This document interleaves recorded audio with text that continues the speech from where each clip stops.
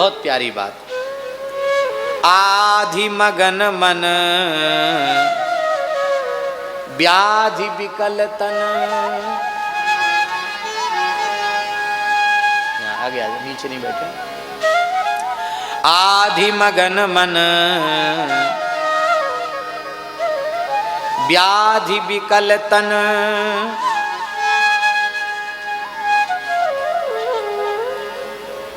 मानसिक जो विकार हैं, मानसिक जो संताप है, उसको आधि कहते हैं। मानसिक क्लेश का नाम है आधि और शारीरिक क्लेश का नाम है व्याधि। तो भगवान, हमारी स्थिति यह है, मनुष्य के पास तीन चीजें हैं ना, तन मन और वचन, मन वाणी और क्रिया, यही तो है ना तीन। क्रिया का साधन शरीर है, बिना शरीर के क्रिया संभव नहीं। तो मन की स्थिति तो यह है कि मन विकारों से भरा हुआ होने के कारण, सांसारिक संतापों से डूबा हुआ होने के कारण मन आधि से ग्रसित है और शरीर व्याधि से ग्रसित है। शरीरम व्याधि मंदिरम तो है ही है। हम देखो, हम ये विरोध नहीं कर रहे हैं कि आप योगा मत करो, आसन प्राणायाम वगैरह मत करो, ये हम बिल्कुल नहीं कह रहे हैं। लेकिन हम आपसे पूछते हैं कि खूब फूंक फूंक करके कदम रखो, नाप तोल के खाओ कांटे से, ये नहीं खाना, ये खाना, इतने बजे खाना, इतने मिनट पर खाना, इतने बजे पानी पीना, और बढ़िया से बढ़िया कोई रसायन होते हो उनको भी खाओ, पौष्टिक, और खूब भ्रामरी और भस्त्रिका और उज्जाई, अनुलोम विलोम, कपाल भाती सब करो। 84 नहीं, 84 से भी चौगुने कोई आसन होते हैं वो करो, उसको भी चौगुना कर दो। बुढ़ापे से बच जाओगे, मृत्यु से बच जाओगे। बोलो,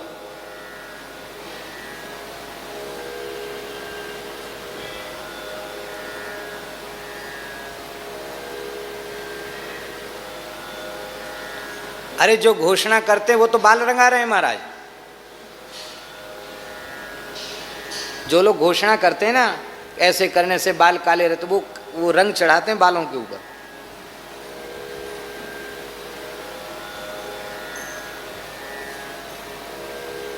एक सज्जन हमको मिले, हमसे बोले, ग्वालियर की बात है गुसाई जी, बोले हमसे कि बहुत बढ़िया गाजर लाए आपके लिए, गाजर का जूस बहुत अच्छा होता है, हलवा भी बहुत अच्छा होता है।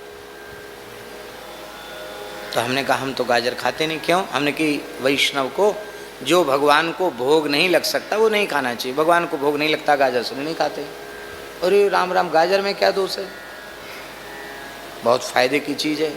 जाने कौन सा विटामिन होता है वो आँख के लिए बहुत फायदा, विटामिन सी जाने कौन सा बताया, हम तो भूल गए। कोई विटामिन बताया, बोले आँख के लिए बहुत अच्छा होता है, उसमें सबसे ज़्यादा होता है गाजर में, आँख बिल्कुल नहीं बिगड़ती, बहुत फ़ायदे की चीज़। आप क्यों नहीं खाते? आप खाइए। अरे सब दकियानूसी बातें पुरानी, ये सब बातों को थोड़ी मानना चाहिए। आप पढ़े लिखे हैं, आप पुरानी बातों को मानते हैं। तो हमने कहा कि आप तो जरूर गाजर, हाँ हम तो गाजर खाते हैं, जूस भी पीते हैं, कच्ची गाजर भी खाते हैं, सलाद बना के भी खाते हैं, साग भी खाते हैं, जूस भी पीते हैं। हमने कहा आपके तो इतना मोटा चश्मा लग रहा है। उसके नज़र का चश्मा लग रहा था। मैंने कहा आपके नज़र का चश्मा लग रहा है। बोले हमारी तो बचपन में ही आँख खराब हो गई। बचपन से अब तक खाते खाते तुम 50 साल के हो गए, अब तुम्हारी आँख और ख़राब होगी, हमारा और धर्म बिगाड़ना चाहते हो? भाई कोई कहे कि प्याज लहसुन खाने से अमर हो जाओगे, गाजर खाने से अमर हो, हमको अमर होना ही नहीं, क्योंकि हम जानते हैं कि ये अमर होने का जो लोभ है ना वो एकदम झूठा है, बेकार। अरे भाई कलयुगी शरीर हैं, सब पता चल जाता है, 10-5 दिन भूखे रहो सब पता चल जाएगा।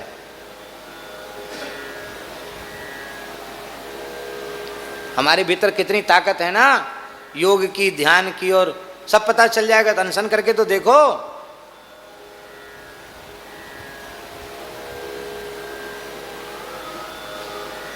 कुछ नहीं, सब बेकार की बातें।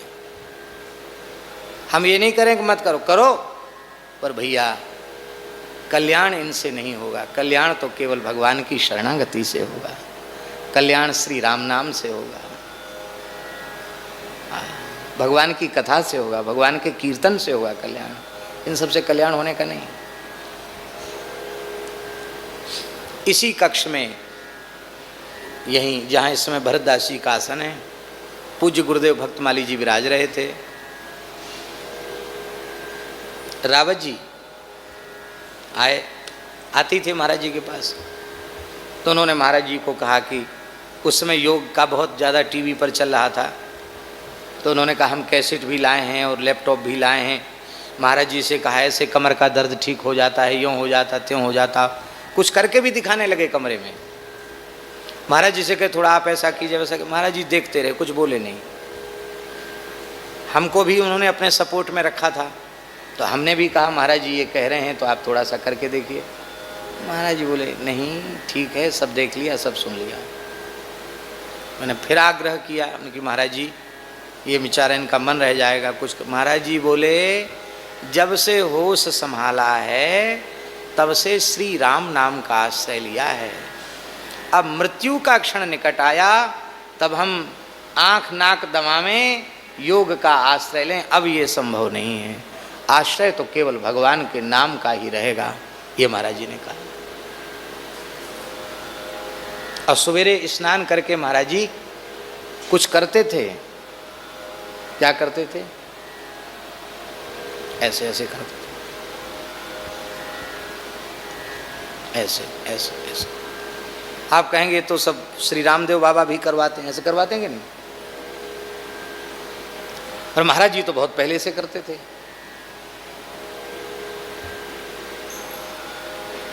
तो महाराज जी से हमने पूछा कि महाराज जी ये क्या है? ऐसे भी करते हैं, ऐसे ऐसे भी करते, ऐसे भी करते, ऐसे करते, ऐसे भी करते, ऐसे।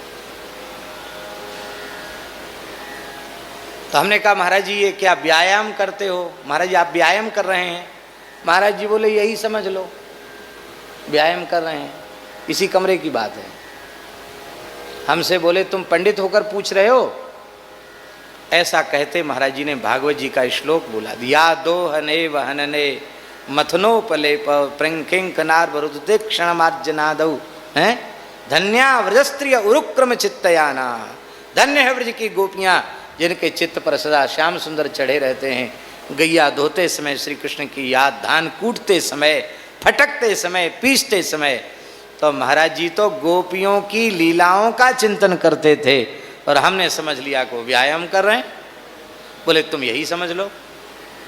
ये श्लोक कहकर महाराज जी विह्वल हो गए। अरे शरीर के रोग की, मन के रोग की बात जाने दीजिए, भवरोग समाप्त हो जाएगा। नाम का आश्रय लो। नाम लेत भव सिंधु सुखाही, नाम लेत भव सिंधु सुखाही।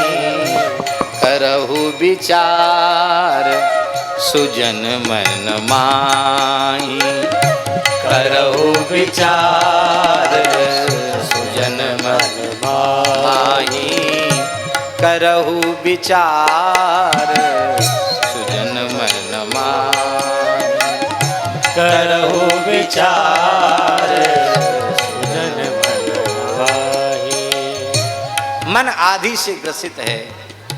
भय, शंका, लज्जा, विषाद आदि अनेक संताप जनक दोष वो चित्त में स्थित हो रहे हैं। मन उनसे विकल हो रहा है। मानसिक रोगों से हम परेशान हैं। ये मानसिक रोगों की चर्चा गोस्वामी श्री तुलसीदास जी ने मानस जी के उत्तरकांड में की। ये मानसिक रोगों को ही आदि कहा गया, वो शारीरिक रोग को व्याधि कहा गया।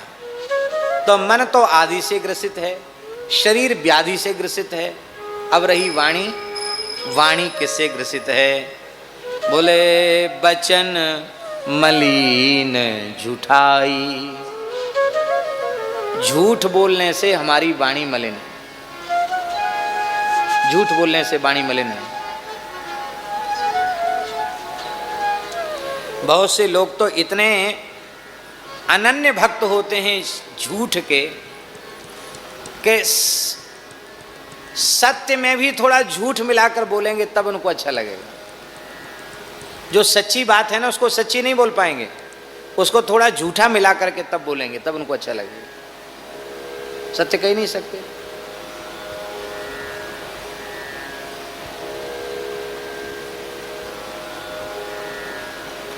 गोस्वामी जी कह रहे हैं सत्य वचन पहला साधन है। सत्य वचन, मन वाणी क्रिया से सत्य भाषण। सत्य वचन आधीनता, कभी अपने को स्वतंत्र न मानना। भगवत भागवत पारतंत्र का सदा अनुभव करते रहना। हम भगवान के अधीन हैं, हम संतों के अधीन हैं, हम गुरुजनों के अधीन हैं, हम स्वतंत्र नहीं हैं। देखो लक्ष्मण जी में भगवत पारतंत्र है, भरत जी में भगवत पारतंत्र है, और शत्रुघ्न जी में भगवत भागवत पारतंत्र दोनों हैं। इसलिए शत्रुघ्न जी के धर्म को सर्वोपरि धर्म माना गया।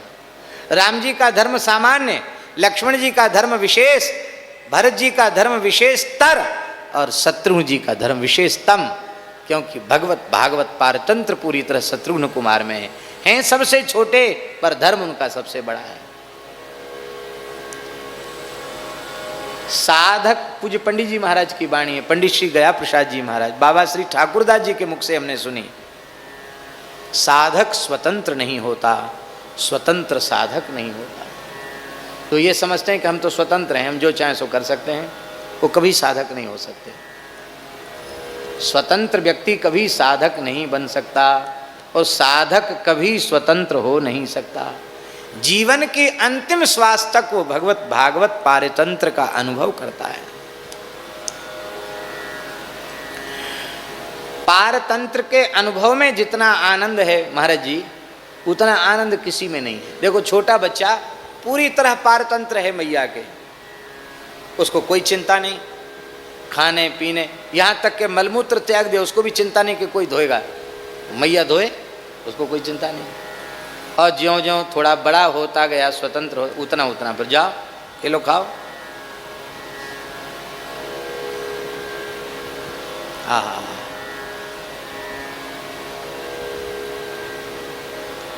आप समझदार हैं तो आपको कहेंगे कि आपको बिहारी जी जाना है, चले जाइए।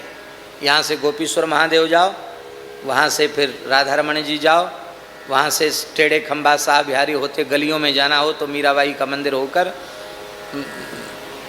श्री राधा दामोदर बिण विनोद कुंज के सामने होकर सेवा कुंज होकर दान गली होकर के, और फिर वहाँ से सीधे टोपी कुंज होके राधा वल्लभ लाल जी के सामने वहाँ होते बिहारी जी चले। एक ही रास्ता है कि नहीं? अब आप तो समझ जाएंगे कि कहाँ दान गली, कहाँ मान गली, कहाँ हो के जाना बिहारी जी, आप तो समझ गए। और मान लो कोई ऐसा है कि समझाने से भी जिस समझ सकता ही नहीं, उसकी बेचारे की समझ ही नहीं, तब कहेंगे कि ठीक है हम भी वहीं जा रहे हैं, आपको आप हमारे पीछे पीछे चलो, आप वहाँ तक पहुँच जाएंगे। मान लो वो चलने में भी समर्थ नहीं है, तब लड़खड़ा के गिरने की संभावना है, तो उस छोटे बच्चे की उंगली पकड़ ली जाती है।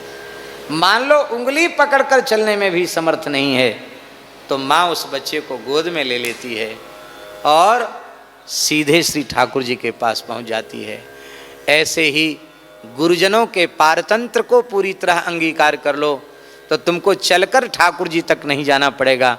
गुरु महाराज छोटे से शिशु के समान अपनी गोद में लेकर तुम्हें जाएंगे और श्री ठाकुर जी के चरणों में रख देंगे। जितना अधिक पारतंत्र का अनुभव करोगे उतना छुट्टी मिल जाएगी प्रपंच से, और जितना चतुर चालाक सावधान स्वतंत्र बनोगे उतना विपत्ति में फंसते चले जाओगे। शायद हमारी बात किसी के, लेकिन हमको ऐसा लगता है कि पूरी तरह कल्याण हम अपना चाहते हैं तो बुद्धू हो जाएं, एकदम बुद्धू हो जाएं।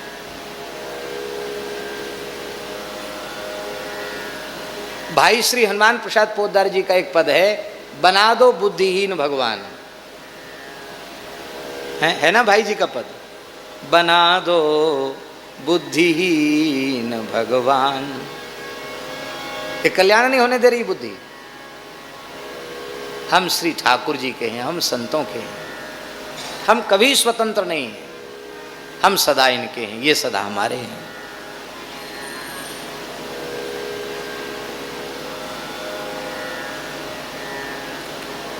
बंदर भालू कहीं सूर होते हैं, पर सहज सूर कपि भालू पुनि, भालू सब हैं पुनि सिर पर प्रभु राम, पुनि सिर पर प्रभु राम, राम जी उनके सिर पर हैं इसलिए सूरवीर हैं। रावण काल कोटि कहूं जीत सकहीं संग्राम, तेरे जैसे करोड़ों रावणों को जीत सकते हैं। रावण के ही गुप्तचर रावण को कह रहे हैं। ये किसकी महिमा है? ये है पारतंत्र की महिमा, भगवान के अधीन है। हनुमान जी ने क्या कहा? ता कहूं प्रभु कछु अगम नहीं, जा पर तुम अनुकूल, प्रभु प्रभाव बढ़वा न लहीं, जारी सके खलु तूल।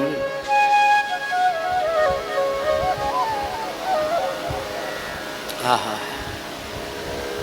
बोलो भक्तवत्सल भगवान की जय।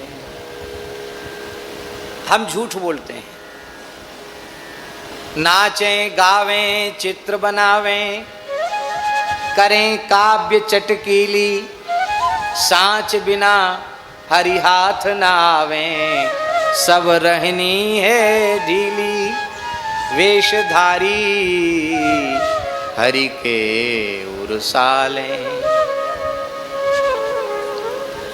मन मिथ्या झूठ बोलता है तो सत्य वचन, पहली शर्त है सत्य वचन, मन वाणी क्रिया से सत्य का आश्रय। दूसरा साधन है आधीनता, कभी स्वतंत्र न समझना, भगवत भागवत पारतंत्र में ही जीना। तीसरा साधन है परतीय मातु समान, गृहस्थ पुरुष के लिए परस्त्री के प्रति मातृबुद्धि, और विरक्त साधु के लिए नारी मात्र के प्रति मातृबुद्धि। गृहस्थ व्यक्ति यदि भगवत प्राप्ति करना चाहता है तो उसे परधन और परस्त्री के आकर्षण को भयंकर विष से भी विष मानकर त्याग देना चाहिए। और यदि इस मार्ग में चलने वाला विरक्त साधु यदि इसी शरीर से इसी जन्म में भगवत प्राप्ति चाहता है तो धन मात्र के आकर्षण से और स्त्री मात्र के आकर्षण से अपनी चित्त की वृत्ति को हटा ले। ऐसा समझे ये भयंकर विष है, विष से भी भयंकर विष है। इनसे वृत्ति नहीं हटी तो कुछ नहीं। संत श्री मलुकदास जी महाराज कहते हैं, महाराज इतना प्यारा दोहा है, साधुओं के लिए तो अमृत संजीवनी के जैसा है। श्री मलुकदास जी महाराज कहते हैं, नारी घोटी अमल की, अमली सब संसार, को एक साधु ऐसा ना मिला, जो संग उतरा हो पार। हमें कोई फकीर ऐसा नहीं मिला कि कुसंग करके पार उतर गया हो।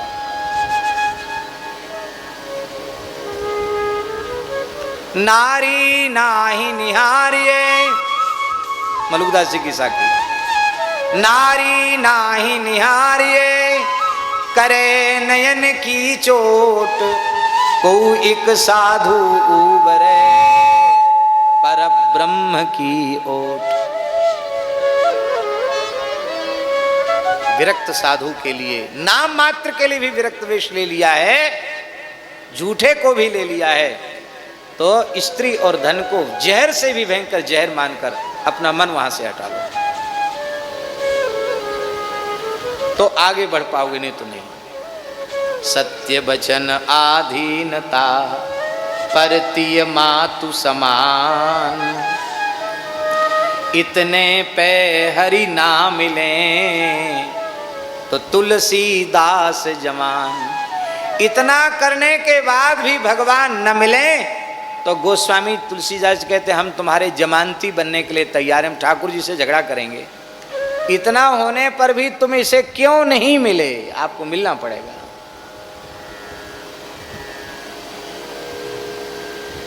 पर क्या करें भगवान, हमारा मन आदियों से ग्रसित है, शरीर व्याधियों से ग्रसित है। मन आदियों से ग्रसित है तो मन कैसे आपका चिंतन करे, शरीर व्याधियों से ग्रसित है तो कैसे तो हम साधन करें, कैसे सेवा आदि करें, और वाणी से कैसे गुणगान करें, क्योंकि वाणी भी असत्य से युक्त हो रही है।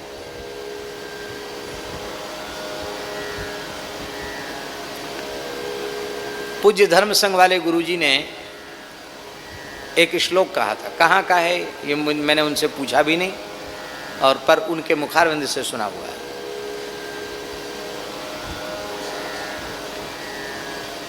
एक बार गुरुजी से पूछा, गुरुजी पुराणों में लिखा रहता है कि शाप दे दिया उसको, वरदान दे दिया उसको, अब ना साप लगते ना वरदान लगते, क्यों नहीं लगते? तो गुरुजी बड़े हंसे। किसी विद्यार्थी ने पूछा था, हम पढ़ने जाते थे, गुरुजी ने सुना, बोले लिखो एक श्लोक, बहुत बढ़िया श्लोक। जिह्वा दग्धा परान्नेन, अरे आशीर्वाद दोगे या साप दोगे तो मुंह से बोल के दोगे ना, तो परान्न भक्षण से, झूठ बोलने से तो जिह्वा जल गई। और करौ दग्धौ प्रतिग्रहात्, दान लेते लेते हाथ जल गए। और मनोदग्धम परस्त्री भी, परस्त्री पर कुदृष्टि करने से मन जल गया तो कथम शापः भवेत कलौ, फिर कलयुग में कैसे साप लगे, कैसे वरदान लगे। जिनके मन वाणी और ये जो पवित्र आत्मा है, उनका आज भी वे जो कह देते हैं सो हो जाता है, जो कह देते सो हो जाता है। हमारे खाक चौक वाले महाराज जी, पूज्य गुरुदेव पहाड़ी बाबा महाराज, उनके जीवन की इतनी ऐसी घटनाएं जिसका कोई ठिकाना नहीं। एक वैश्य परिवार, दोनों पति पत्नी बैंक मैनेजर थे दिल्ली में, मयूर विहार में उनका घर था, और उनके घर में रंगाई पुताई करने वाले मजदूरों ने ही उनके माता पिता की और उनके एकमात्र पुत्र की हत्या कर दी, और सोना और कुछ नकदी लेके वो लोग चले गए। ये दोनों नौकरी से लौट के आए तो देखा घर में हादसा हो गया। तो बहुत भयंकर घटना थी। वो अपने पिता की अकेली संतान थे और बहनें थीं, भाइयों में अकेले थे वो। उनके एक साड़ू भाई थे, एग्रीकल्चर के प्रोफेसर थे ग्वालियर में, वो उनको लेके खाक चौक आए। तो महाराज ये कई बार आत्महत्या का प्रयास कर चुके, इनको जैसे तैसे समझाते, मानते नहीं, ड्यूटी पर भी नहीं जाते, बहुत गहरे विषाद में चले गए। इनकी पत्नी तो फिर भी कुछ सावधान है, लेकिन ये बहुत दुखी है। तो महाराज जी थे, फक्कड़ थे, बोले तो मरना चाहता तो मर जाए, यहाँ क्यों आए, हमारा क्या घाटा, मर जाएगा तो। महाराज जी वो बहुत दुखी हैं बेचारे, बहुत दुखी हैं। तो महाराज बोले तेरे मरने से क्या होगा, जितने मर गए सब जिंदे हो जाएंगे, जिंदे तो नहीं होंगे, फिर क्यों मरना चाहता है। कहा हम किसके लिए जिए, अरे किसके लिए, भजन कर। वो तो ये सब बात समझते ही नहीं था, कोसों दूर था भजनवादी की बात से। ज़्यादा दुखी देखकर महाराज जी ने कहा कोई बुढ़ा हो गया है, जा संतान हो जाएगी। उसने कहा महाराज मेरे संतान भी नहीं हो सकती। क्यों? क्योंकि मेरी पत्नी के गर्भाशय को निकाल दिया गया, उसमें कुछ बीमारी हो गई थी, कैंसर जैसी समझो कुछ, तो पूरे गर्भाशय को ही बाहर निकाल दिया गया। गर्भाशय निकाल दिया, अब संतान नहीं हो सकती। मेरा तो सब डूब गया, संसार में अंधेरा हो गया, मेरे लिए कुछ नहीं रह गया। तो महाराज जी ने डांट करके कहा, चल बट बदमाश, बक बक करता है। डॉक्टर से बड़े होते हैं, भगवान से बड़े होते हैं डॉक्टर की, संतों से बड़े होते हैं, किससे बड़े होते हैं? मैंने कह दिया ना, जा भाग यहां से। तो उनके साड़ू भाई थे गोविला साहब, वो जानते थे महाराज जी के स्वरूप को। वो तुरंत बोले, चलो चलो यहाँ से, चलो, पता नहीं अब क्या मुंह से निकल जाए इनके, चलो जल्दी चलो यहाँ से। उनको इतना 1% भी विश्वास नहीं था कि कौन विश्वास करेगा, विज्ञान विश्वास करेगा? गर्भाशय ही नहीं है तो बालक कैसे विज्ञान विश्वास करेगा? संभव ही नहीं। साल भर पीछे एक बेटी हो गई। अब एम्स के जिन डॉक्टरों ने ऑपरेशन करके गर्भाशय निकाला था वो सब चकरा गए कि ये नया गर्भाशय भीतर किसने बनाया, कैसे बन गया। बोले एक वृंदावन में बाबा जी हैं, उन्होंने कह दिया जा हो जाएगा तो हो गया। फिर तो दोनों पति पत्नी ऐसे भक्त बन गए महाराज। शनिवार रविवार की छुट्टी यहीं मनाते, पूरे शौचालय और सब सफाई करते, बड़ी भक्ति जग गई उनके, भजन भी करने लगे। बच्ची ने बड़ी हो गई, 3-4 साल की होगी, तो उसकी मैया ने सिखा दिया कि बाबा जी से कह दो एक भैया मांग लो। तो महाराज जी गर्मी का समय था, तखत पर ऐसी लंगोटी में बैठे रहते थे। उसने प्रणाम करके, बाबा बाबा हमें एक भैया दे दो। चल हट, कौन ने कही? मेरी मम्मी कह रही है। अरे मम्मी कह रही है, बड़े बदमाश होते गृहस्थी। देखो कुछ नहीं था, बेटी हो गई तो और लोभ बढ़ गया, बेटा। उसकी मैया आ गई, महाराज बाबा बाबा कृपा कर दो, इसको राखी बांधने को एक भाई तो चाहिए। अरे बड़ी भाग्यशाल नहीं है, अगली साल भैया लेके आवेगी। अगली साल भैया लेके आ गई। अब वो लड़का तो इंजीनियर बन गया, उसका नाम गोपाल रखा महाराज जी ने, तो सरकारी नौकरी करता है, बड़ा इंजीनियर हो गया। अब बोलो कहाँ से हो गया ये? तो ऐसा नहीं है कि वरदान सत्य नहीं होता है, जो न करे लकीर सो करे फकीर, पर होना चाहिए फकीर। क्यों बाबा? होना चाहिए फकीर, हमारे जैसा नहीं होना चाहिए फटीचर। फकीर होगा तो हो जाएगी, फकीर नहीं होगा तो नहीं होगा।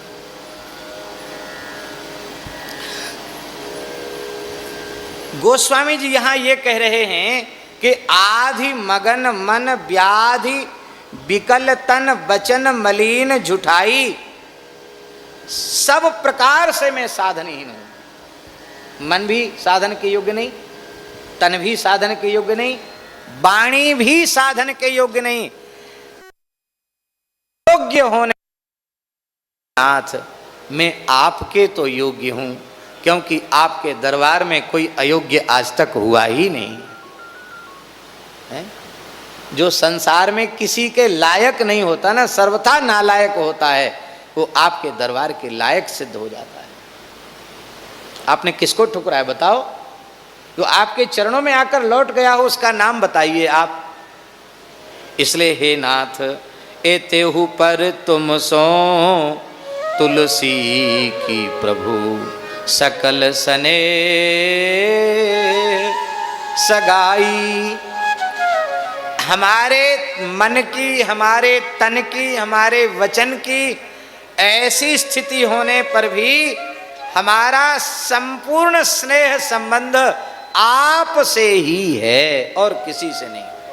अब एक बात और सुन लीजिए, जैसी तुलसीदास जी महाराज कहते हैं कि हमारा सारा संबंध आपसे है, संपूर्ण स्नेह संपूर्ण प्रेम आपसे है और किसी से नहीं, तो ऐसे लोगों का मन भी कभी आधि से ग्रसित नहीं हो सकता। ऐसे लोगों के शरीर में कथनचित कोई व्याधि भी आ जाए तो भी भगवान के भजन में वो बाधक बनती नहीं है और उनकी वाणी तो निरंतर गुणगान करती रहती है। पर यहाँ जो गोस्वामी जी कह रहे हैं यह उनका दैन्य है कि हमारा न तन साधन के योग्य है, न मन साधन के योग्य है, न वाणी साधन के योग्य है। लेकिन हे नाथ मुझे पक्का पता है कि जो अनुराग ना राम स्नेही सो तो लयो लाहू कहा नर देही सो तो लयो लाहू कहा नर देही सो बलि जाऊं राम गुसाई बलि जाऊं राम गुसाई कीजे कृपा आपनी नाई कीजे कृपा आपनी नाई बलि जाऊं राम गुसाई बलि जाऊं राम गुसाई परमारथ सुरपुर साधन सब स्वार्थ सुखद भलाई कलि सकोप लोपी सुचाल निज कठिन कुचाल चलाई निज कठिन कुचाल चलाई बलि जाऊं हो राम गुसाई की जय कृपा आपनी नाई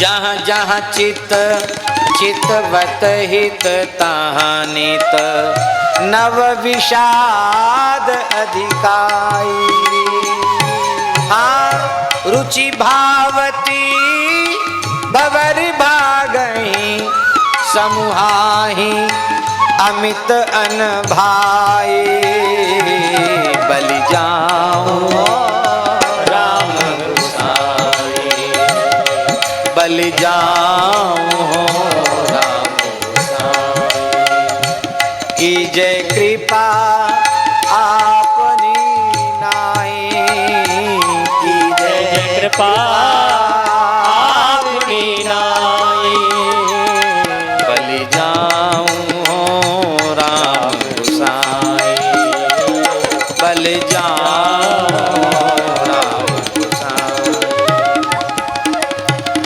आधि मगन मन व्याधि विकल तन आधि मगन मन व्याधि विकल तन बचन मलीन जुटाई बचन मलीन जुटाई एतेहु पर तुम सो तुलसी प्रभु एतेहु पर तुम सो तुलसी की सकल स्नेह सगाई प्रभु सकल स्नेह सगाई बलि जाऊं राम गुसाई बलि जाऊं राम गुसाई बलि जाऊं राम गुसाई। और गोस्वामी जी ने कहा भी है, ये पद हम पहले कह चुके हैं, 103 नंबर के पद में गोस्वामी जी ने कहा है, इस संसार में है जग में जहां लगी याद तनु की प्रीति प्रतीति सगाई ते सब तुलसीदास प्रभु ही सो समिट होय इक ठाई यह विनती रघुवीर गोसाई। कहा गोस्वामी जी ने स्वयं प्रार्थना की, बस प्रेम सदा अपने से होता है, पराये से नहीं होता। और ये समझ में आ जाए कि जो कभी साथ नहीं रहता वो पराया है, और जो कभी साथ नहीं छोड़ता वो अपना है। श्री ठाकुर जी कभी साथ छोड़ते नहीं जीव का, इसलिए ठाकुर जी अपने हैं। शरीर संसार कभी साथ रहते नहीं, इसलिए ये पराये हैं। क्या करें इसका? बोले शरीर संसार को प्रभु सेवा में समर्पित कर दो, स्वयं को भगवान का स्वीकार कर लो, और एक क्षण भी व्यर्थ मत जाने दो। हमारे महाराज जी कहते थे वैष्णवता है क्या? बहुत ध्यान से सुने। हम तिलक कंठी की उपेक्षा नहीं कर रहे हैं। ऊर्ध्वपुंड्र, तुलसी, ये सब वैष्णव का बाना बहुत अच्छा है, अच्छा है, इस भगवत स्वरूप हैं, सब वैष्णव प्रणम्य है। पर यह केवल वेश की वैष्णवता है। वस्तुतः वैष्णवता क्या है? महाराज जी के शब्द हैं, अव्यर्थ कालत्वम वैष्णवत्वम। क्या? अव्यर्थ कालत्वम वैष्णवत्वम। हमारा एक क्षण भी व्यर्थ न जाए। इतना व्यस्त कर दो अपने आप को साधन भजन में, सेवा में, एक क्षण भी व्यर्थ न जाए। पता नहीं किसके जीवन में कितना समय बचा है, कोई पता नहीं। खूब भगवत स्मरण करें,